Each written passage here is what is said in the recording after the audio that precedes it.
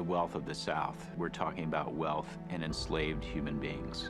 In fact, those enslaved human beings in the pre-Civil War period range, depending on the year, between 15 and 20% of the total wealth in the U.S. That means that enslaved people are worth more than all the factories, all the stocks and bonds, and all the currency combined. In the 1850s, an enslaved young man about 18, 19, 20 years old in New Orleans goes for anywhere between $1,000 and $1,500.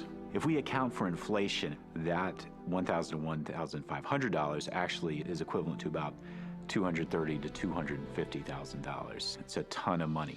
And they are sold with no particular consideration to parentage. You can't tell me to leave my family. I ain't going nowhere for you. You understand me? There are very, very few cases where it disturbs the property relation. Men might acknowledge the biological tie, but they don't often recognize the kinship tie. Thank you. Your Chicken George has skill. As one gentleman to another, I'd like to buy the boy from you.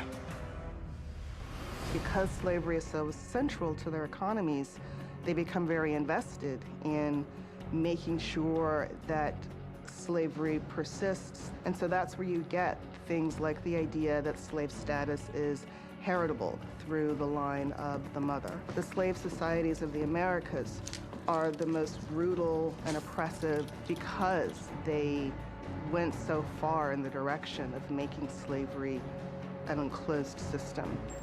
Different states passed laws trying to limit the freedom of slave owners to free enslaved people. But much more often, there were stipulations that a person who was freed had to leave the state within 90 days, within 6 months. That reflects a fear that free black people, simply by virtue of being free, are dangerous to a slave society. And if you have too many free black people kind of functioning in your community, they advertise the possibility of freedom to the enslaved population. Just finding the power within that system to survive took a tremendous amount of courage. And it really is a testament to the human spirit that African Americans were able to survive that system and ultimately to be able to do great things coming out of that system.